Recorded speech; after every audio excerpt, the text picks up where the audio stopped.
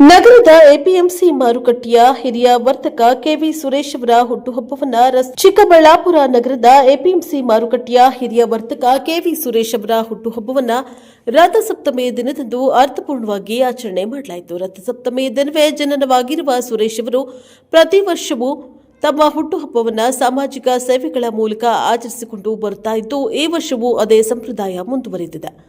ಮಾನಸ ವೃದ್ಧಾಶ್ರಮಕ್ಕೆ 15 ದಿನಗಳಿಗೆ ಅಗತ್ಯವಿರುವ ದಿನಸಿ ಹಾಗೂ ಇತರೆ ಸಾಮಗ್ರಿಗಳನ್ನು ವಿತರಿಸಿ ಮಾನವೀಯತೆಯ ಮೆರುಗು ತೋರಿಸಿದ್ದಾರೆ. ಬಳಿಕ ಎಪಿಎಂಸಿ ಮಾರುಕಟ್ಟೆಯಲ್ಲಿ ಅಭಿಮಾನಿಗಳೊಂದಿಗೆ ಆಯೋಜಿಸಲಾಗಿದ್ದ ಕೇಕ್ ಕತ್ತರಿಸುವ ಕಾರ್ಯಕ್ರಮದಲ್ಲಿ ಭಾಗವಹಿಸಿ ಶುಭಾಶಯಗಳನ್ನು ಸ್ವೀಕರಿಸಿದ್ದಾರೆ. ಹುಟ್ಟುಹಬ್ಬದ ಅಂಗವಾಗಿ ಅವರ ಅಭಿಮಾನಿಗಳು ಶುಭಾಶಯಗಳ ಮಹಾಪೂರ್ವನ್ನೇ ಹರಿಸಿದ್ದಾರೆ. ನನ್ನ ಮೇಲೆ ಅಭಿಮಾನಿಗಳು ತೋರಿಸ್ತಾ ಇರುವ ಈ ಪ್ರೀತಿ ಹಾಗೂ ಗೌರವಕ್ಕೆ ಬೆಲೆ ಕಟ್ಟಲು ಸಾಧ್ಯವಿಲ್ಲ. ನಾನು ಸದಾ ಅವರ ಚಿರಋಣಿಯಾಗುತ್ತೇನೆ ಎಂದು ಕೃತಜ್ಞತೆಯನ್ನು ವ್ಯಕ್ತಪಡಿಸಿದ್ದಾರೆ. ನಂತರ ಸುದ್ದಿಗಾರರೊಂದಿಗೆ ಮಾತನಾಡಿದ ಸುರೇಶ್ ಅವರು, ತೀವ್ರ ಕಷ್ಟದ ದಿನಗಳಲ್ಲಿ ನನ್ನ ತಂದೆ ತಾಯಿ ನನ್ನನ್ನು ಸಾಕಿ ಸಲುಹಿ ಬೆಳೆಸಿದ್ದಾರೆ.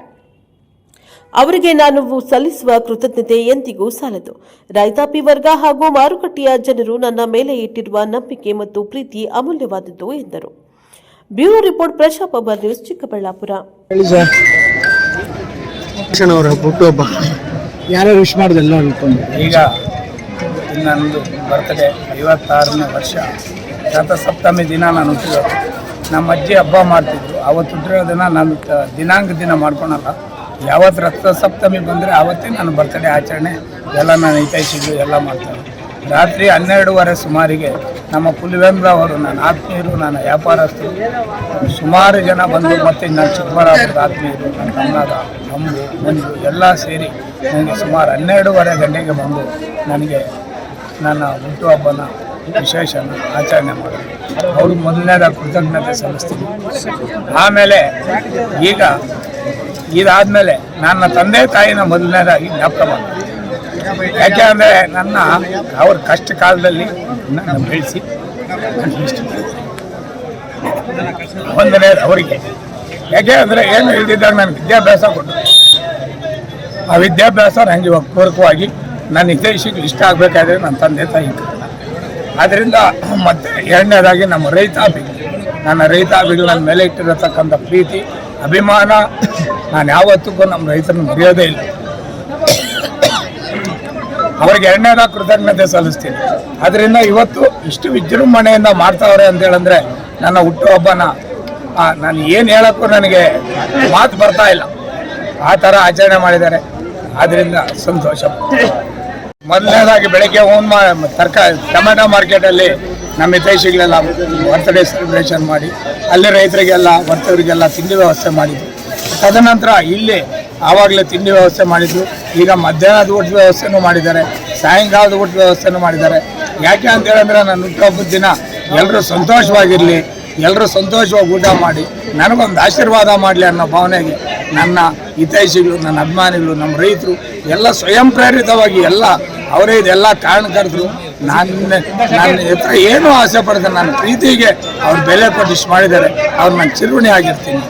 ಮೊದಲನೇದಾಗಿ ನನಗೆ ಭಗವಂತ ಆಶೀರ್ವಾದ ಮಾಡಿ ನನಗೇನಾದರೂ ಯಾವುದನ್ನ ಒಂದು ಅಧಿಕಾರ ದೇವರು ಕೊಟ್ಟಿದ್ದೇ ಆದರೆ ಮೊದಲನೇದಾಗಿ ಯಾರ್ಯಾರು ನಿರ್ಗತಿಗಳವರೇ, ಬಡವರವರೇ, ಅವ್ರಿಗೊಂದು ಸಹಾಯ ಮಾಡಬೇಕು ಅನ್ನೋದು ಒಂದೇ ಒಂದು ಗುರಿ ನಂದು. ಆಮೇಲೆ ಮತ್ತೆ ನಮ್ಮ ಅಮಾಲ್ರಿದ್ದಾರೆ ಇಲ್ಲಿ, ನಾನು ಹೇಳ್ತಾನೆ ಇದ್ದೀನಿ ಸುಮಾರು 5 ವರ್ಷದಿಂದ. ಸುಮಾರು ನಮ್ಮ ಅಮಾಲ್ರು ಒಂದು 100 ಜನ ಮನೆಯಲ್ಲಿರ್ತಕ್ಕಂಥ ಅಮಾಲ್ರಿದ್ದಾರೆ. ಮೊದಲನೇದಾಗಿ ನಾವಿಲ್ಲಿ ಬಂದು ವ್ಯಾಪಾರ ಮಾಡೋದಕ್ಕೆ ನಾವೊಂದು ಇದು ಮಾಡಿದ್ದಕ್ಕೆ ನಮ್ಮ ಅಮಾಲ್ರಿಗೆ ಒಂದು ಮನೆ ಸರ್ಕಾರದಿಂದ ಮಂಜೂರು ಮಾಡಿಸಿ ಅವ್ರಿಗೊಂದು ಮಾಡಿಬಿಟ್ರೆ ನಾವಿಲ್ಲಿ ಬಂದಿದ್ದಕ್ಕೆ ವ್ಯಾಪಾರ ಮಾಡಿದ್ದಕ್ಕೆ ನಾನು ಒಂದು ಚಿರುಣಿಯಾಗಿ ಅವ್ರ ಕೆಲಸ ಮಾಡೋದಕ್ಕೆ ಸಂತೋಷ ಆಗುತ್ತೆ. ನಿಮ್ಮ ಹೆಸರು ಹೇಳಿ. ನಾನು ಅರ್ಷದ್ ಖಾನ್ ಅಂತ. ನಾನು ಮೈಸೂರು ಜಿಲ್ಲೆ ಪ್ರಿಯಾಪಟ್ಟಣ ತಾಲೂಕಿಂದ ಬರೋದು. ನಮ್ಮದು ಜಿಂಜರ್ ಬಿಸ್ನೆಸ್. ಶುಂಠಿನ ನಾವು ಇಲ್ಲಿಂದ ಕಳಿಸೋದು ಎಲ್ಲ ಮಾಡೋದು. ಪ್ರಪ್ರಥಮವಾಗಿ 2017ರಿಂದ ನಾನು ಸ್ಟಾರ್ಟ್ ಮಾಡಿದೆ. ನನ್ನ ವ್ಯವಹಾರ ಸ್ಟಾರ್ಟ್ ಆಗಿದೆ ಇಲ್ಲಿಂದ, ನಮ್ಮ ಮಣ್ಣಿನಿಂದಲೇ ಸ್ಟಾರ್ಟ್ ಮಾಡಿದ್ದು. ಈಗ ನಂದು ನ್ಯಾಷನಲ್ ಗಂಟ ಹೋಗಿದೆ ಸರ್ ವ್ಯವಹಾರ.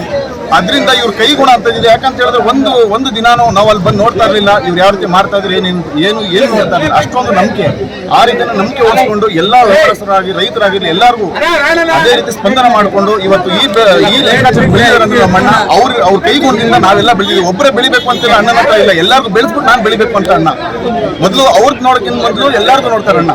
ಅದು ಎಲ್ಲಕ್ಕಿಂತ ನಮಗೆ ಪ್ರೀತಿ ಆದ ಅದೇ ಎಲ್ಲಕ್ಕಿಂತ ಜಾಸ್ತಿ ನಮಗೆ ಪ್ರೀತಿ ತಂದು ಕೊಡೋದು ಅವ್ರು. ಮತ್ತೆ ಇನ್ನೊಂದು ಅಂತ ಹೇಳಿದ್ರೆ ಒಬ್ರು ಕಷ್ಟ ಇದ್ದಾರೆ ಅಂದ್ರೆ ಎಲ್ಲರಿಗೂ ಮುಂದೆ ಅವ್ರು ನಿಲ್ತಾರೆ. ಎಲ್ಲರಿಗೂ ಇವರು ಅಂತ ನೋಡಲ್ಲ, ಭೇದ ಭಾವ ಅನ್ನೋದಿಲ್ಲ ಅಣ್ಣಂಗೆ. ಎಲ್ಲಕ್ಕಿಂತ ಮುಂದೆ ನಿಲ್ಸ್ಕೊಂಡು ಎಲ್ಲರೂ ಮುಂದೆ ನಡೆಸ್ತಾರೆ. ಅದಕ್ಕೋಸ್ಕರ ನಮ್ಮ ಅಣ್ಣ ಯಾಕಂದ್ರೆ ನಮ್ಗೆ ಅಷ್ಟೊಂದು ಜಾಸ್ತಿ ನಮ್ಗೆ ಯಾಕಂದ್ರೆ ನಮ್ಮ ಅಣ್ಣಂಗಿಂತ ನಮ್ಮ ತಂದೆ ಸ್ಥಾನ ಕೊಟ್ಟಿದ್ದು ನಮ್ಮ ಅಣ್ಣಂಗೆ. ನಿಮ್ಮ ಹೆಸರು? ಹರ್ಷದ್ ಅಂತ.